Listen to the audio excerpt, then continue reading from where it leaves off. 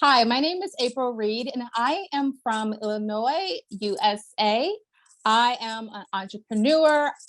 I like to call myself a serial entrepreneur, multi-passionate entrepreneur. I just found out about myself. And what I do is I love working with female entrepreneurs and helping them get monetized, teaching what they know. And being a mom of four, I like to gravitate toward strategies that accommodate being a busy mom of having like a big family. So that's what I like to dive more into, such as funnels and different things like that. And my type archetypes are number one, the maverick, and then romantic, and then the ruler. April, actually want to ask you, were your archetypes a surprise to you? My archetypes were not a huge surprise. When I first did the quiz, celebrity kind of creeped up in there, and it was like, yeah, like I could, like when I read the definition, I'm like, yeah, okay, I could see myself being a celebrity. And then just when I did the quiz again, those top three kept coming up, and it's like, oh yeah, ruler, got it. Like, like leading, not really a follower, maverick. Oh my gosh, that opened up so many ahas, so much acceptance of myself. And we'll probably get into that later. And then like I wasn't really surprised, I must say. April, I actually have similar ones to you, but just in different order. So I'm ruler, maverick, romantic. And I want us to start with some sabotages. And April, for you as a maverick romantic ruler, how do you think like your combination is showing up in either your sabotages or, how you're doing your business? Because they're all, if we think of the bridges between them, there's a lot of impulsivity, a lot of fast action in there, a lot of instant gratification, and also not wanting to follow anyone else's rules. Tell me how this is showing up for you. Oh my goodness. Yes, definitely. My business, my life feels like I'm jumping out of an airplane. And as I'm falling, I'm like, oh, wait, maybe I should have been paying attention when they were telling me how to pull the safety pull so I can land safely. Like, it's just so many things are just jumping. I'll figure it out. And I'm always chasing that shiny new object syndrome, the next thing. Like one of my big sabotages, and I was thinking about it, and it's like, wow, like everything I have ever tried to monetize in my business, I have made money. But where my big sabotage come from is just, I hit that ceiling very quickly because I'm always hopping to the next new idea, and I don't stick to something that is working very long, or there's always something to tweak. And for whatever reason, I could make money in a funnel, and it's like, you know what? I don't like it like that. Let's tear it down, start over from scratch, because I don't know, just something's not good enough about it. And so that has come up in my business and my life a lot. Just it's always the next thing. Like I'm never really focused on one thing. I get bored very, very quickly. And my husband's an accumulator, and my business besties an accumulator. And it's funny because I'm on a call with an accumulator now, and a lot of times they do want to say like, wait, let's pause, let's research, let's make sure this is where we want to go. And it's like, what more research is there? No, like we're gonna make money. Let's just go. Like, what's taking you so long? Why aren't you hopping onto this? And what they've taught me is to slow down and to listen more. And I can appreciate, there's a lot of things that I can appreciate from an accumulator that does not come natural to me. That it's like, you know what? I need to like really focus on my future and kind of slow down and appreciate that part of them. Absolutely. And find that way to trick your maverick romantic, especially that you get dopamine from saving money. Right. And sometimes from not jumping into things, you have to try and get as much dopamine from that. So because then you do like to jump everywhere, because you've kind of got that triple whammy of, you know, impatience and speed, what changes have you made in your business to honor that? Because I noticed too, with a lot of people with your archetype group, you can sell anything to anyone, like anything to anyone, but you shouldn't always, because some things you'll get bored in delivering. And, you know, it might feel like being in prison that you've sold this year-long program and 2 weeks into it, you're like, what have I done? So what changes have you made to your business model? Changes I've made are just accepting who I am and that it's okay not to do everything that doesn't feel good. Like there are a lot of things that I'm good at, but I might not necessarily be passionate about, and just being okay saying no. And it could be difficult sometimes when other people know you're really good at this and I really want your help and I really need you in this area. And it's like, yeah, that's true. I could help you, but no, I can't. Just recognizing not being exactly where I want to be helps me be true to myself and be able to say no. And I feel like I'm doing very well not chasing that dollar. Not all money is good money. And just because I'm great at something doesn't mean I need to spend that time doing whatever that service is. Like I started out as coaching and I love to teach. I love helping aspiring entrepreneurs. I love sharing the knowledge that I have, but for some reason, the weekly calls, the long-term, the 6-month coaching, I was dreading them. It's like, I've talked to you for a month. Why do I have to keep doing this? And I couldn't really understand what the issue was. I couldn't understand why wasn't I doing those follow-up calls. I couldn't understand why I wasn't happy, or maybe this is where the romantic come in, where I was also over delivering and sort of having resentment to my clients. And I didn't really understand it until, you know, doing the course and learning of my archetypes. It's like, you know, you like to teach, but you don't necessarily like to coach, because you need like bite size, bite size information, short term. So I no longer do coaching, but I'm still building my business around creating courses and helping people and doing like VIP days where there's this quick turnaround. You get all the information you need and we're on our way.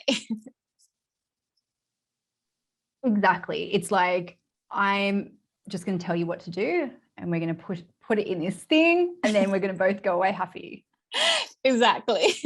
Yeah. And it is so important to honor that. There's no right or wrong around it, right? It's just like, this is how you're going to show up the best. Otherwise, you're going to have that resentment. And I totally understand that, because I had a very similar thing where I was just like, oh man, but then it's, you know, short and sharp. And are they the sort of things that you buy as well? Because I had some rulers this week where she said, I'll see someone offer something and I'll contact them and just say, hey, can you just do a one-to-one or a VIP with me? And I never thought about that. I always just kind of go, oh, that's so annoying. I can't be bothered having that trip fit out. But it never occurred to me to call them and just say, can you just do the quick and dirty version, please? But is that what you buy yourself? Oh, I would, that's good. No, that's not what I tend to buy myself. I do tend to, well, no, okay. I would say when it comes to courses, yes, I tend to like the courses that are, I can go through it in a weekend, in a day, in a week, over those 8-week, 12-week courses. So that is definitely true. If there's weekly Q&As, I probably wouldn't attend those. because I just want that quick fix. And like I said, being a mom of four, that's kind of how I'm creating my business around. It's like, let's get this quick thing. Let's put processes together that can be put together. Let's automate what can be automated, and let's just keep going. Make it easy. Make it easy for me. Yeah. I would even say too, that's a really interesting thing about the, you want to be able to get through a course quickly. And actually I was thinking of doing an experiment for this, because we do a 14-day money back guarantee where we don't give them the whole course. And the reason why is because we've had people who've bought things, downloaded everything, and then got the refund. But what I was thinking of doing is on that page to say, hey, if you're willing to forfeit your refund period, you can speed ahead. And because I reckon it is those maverick rulers who would be like, yes, I do want to speed ahead, and just get them to sign a little thing saying, I'm not going to ask for a refund. Cool, go for it. Because I get impatient around stuff like that too, but I know we've had to do it to protect ourselves. Now, I know for me, April, I want to hear this for you too.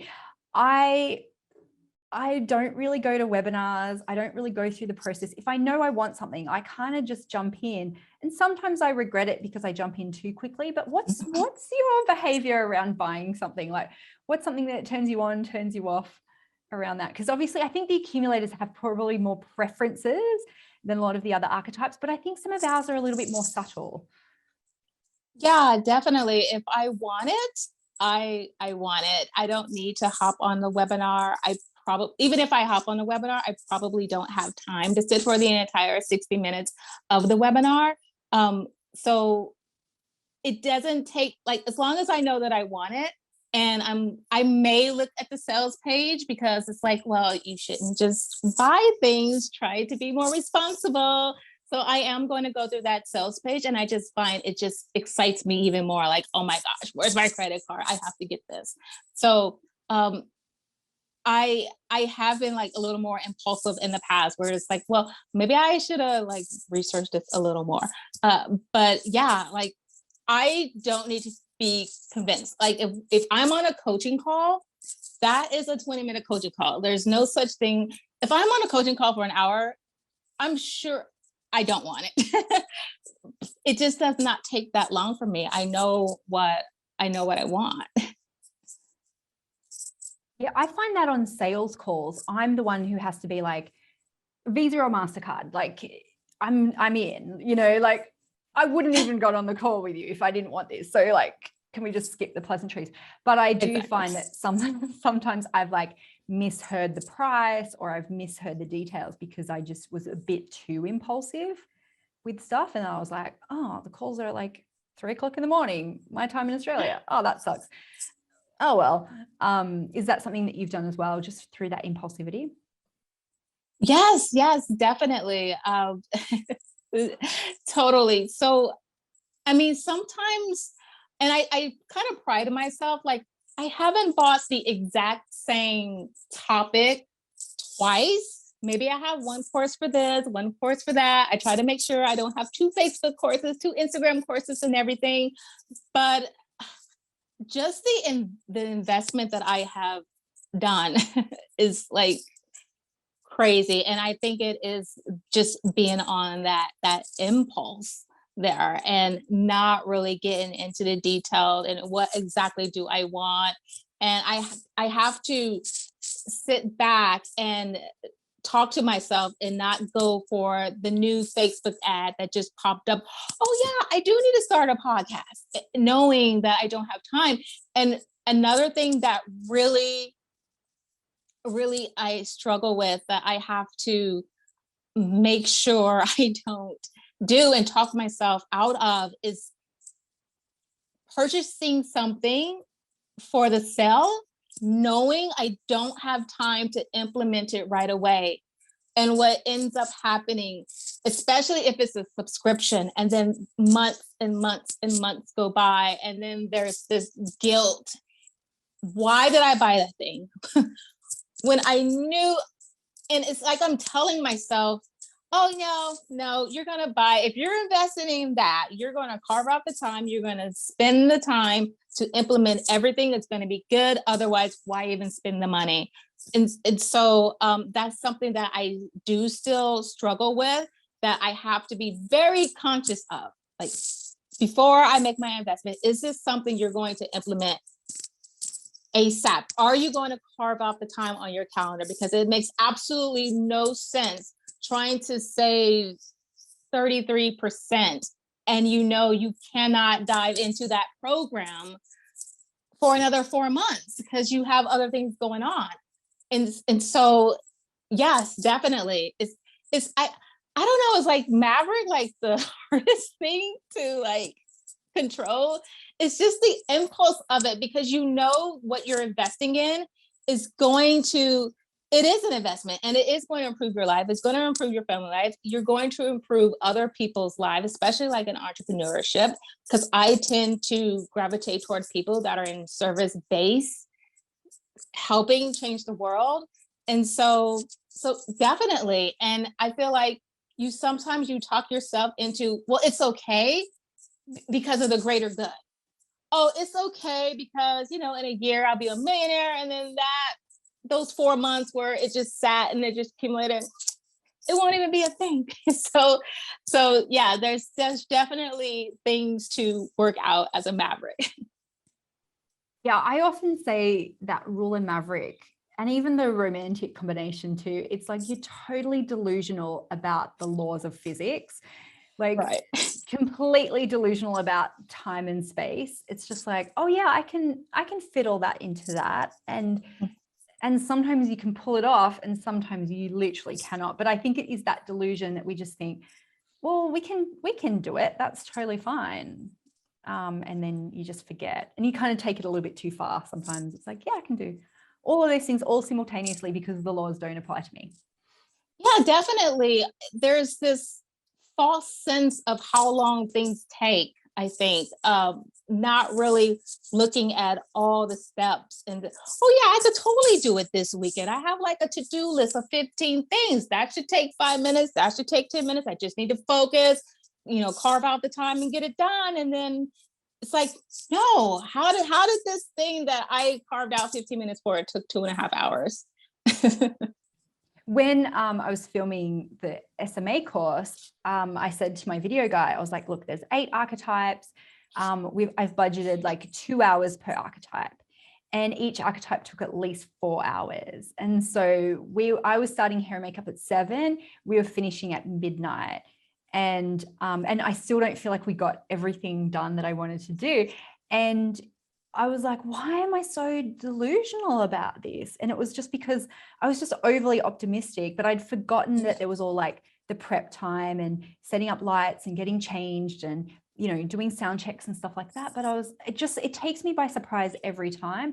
And every time I write books, and Mark's towards the end, he's like, how much longer? And I just go, I don't know. How do people even know? I don't know.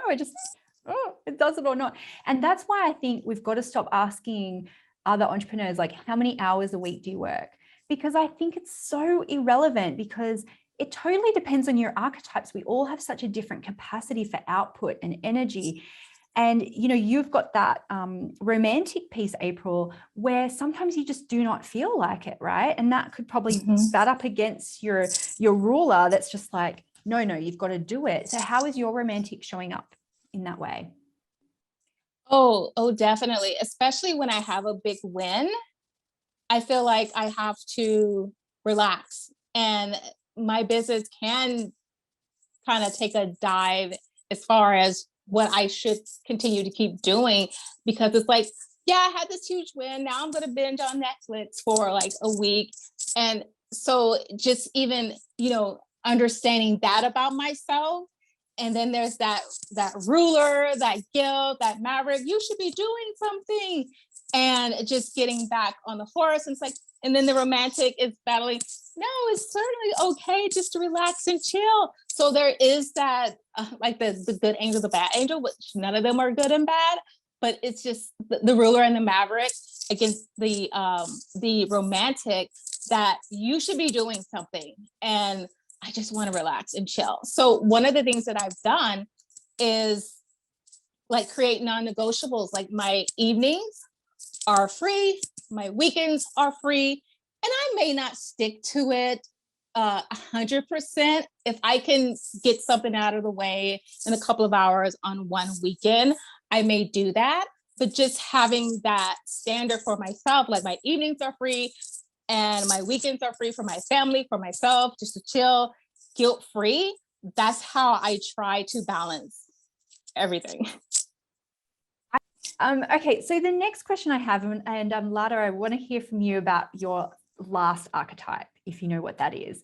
And because I think we can learn just as much from that last one. My last ones are, I think, accumulator and celebrity. I can't remember exactly.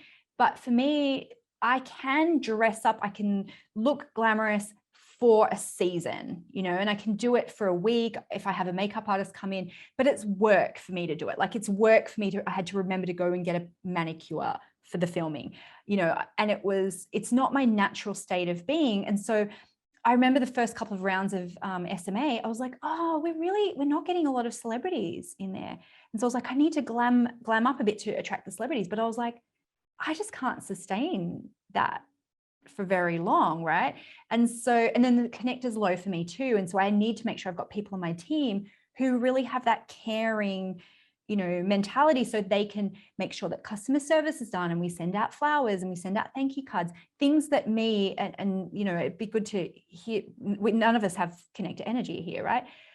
Sometimes you can steamroll people a little bit because you just don't have that. So I knew really early on I needed connectors on my team to do the caring stuff, the social lubrication stuff. So they're my low ones. Lada, what are your low archetypes? I'm just going to try and find it because I actually only ever focused on the top 3. So maybe April, if you want to go, that might be better. I know like my lowest is the accumulator. And then from there, they were pretty even with the connector, the nurturer, and then the alchemist. And yeah, that pretty much made sense. I think as far as the connector, it does show up for a season where I just want to network and I want to have good in the world and maybe put myself out there more and over deliver. And maybe that's, you know, now that I'm talking about it, maybe that over delivering and the coaching was that connector or that nurturer part. But it's very low. So I think I get burned out very quickly. I never really thought about doing it like for a season. But yeah, it is something that I cannot sustain as much. And so it does just kind of pop up here or there. Well, even if you think of it like a tour season, right? Because when I did my book tour, I did, I think, 12 cities, and people were saying to me, wow, Denise, you tell me you're introverted, but you know, here you are, you're hugging 100 people, you know, you're doing, and I was like, yeah, but this is not my natural state of being. I know people who are professional speakers who do this every week. I can do this for a season, but I'll do 2 cities and then I'll need 4 days not speaking to anybody. But it's almost like that costume for me of going, I turn up, you know, I put my hair and makeup on, I psych myself up for it, not because it's bad, but just because I just need that extra little, you know, bit of energy of going, okay, I'm ready for the show kind of thing. But that would be my worst nightmare of a business model, is to to be a professional speaker all day long. Yes, definitely.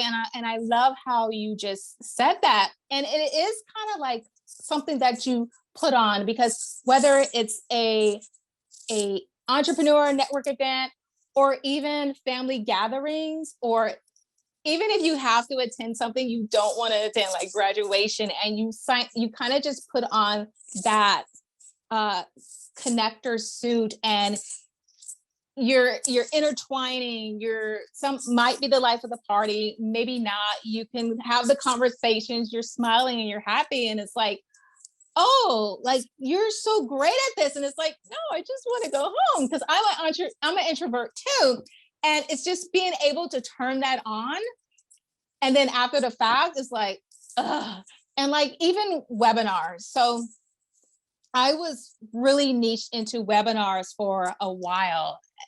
It pulls on my creativity, it pulls on my teaching. So yeah, why not? I'm going to do webinars. But what I was finding is after the webinar, I would be so drained. Once the cameras are off, I'm passing out on the couch.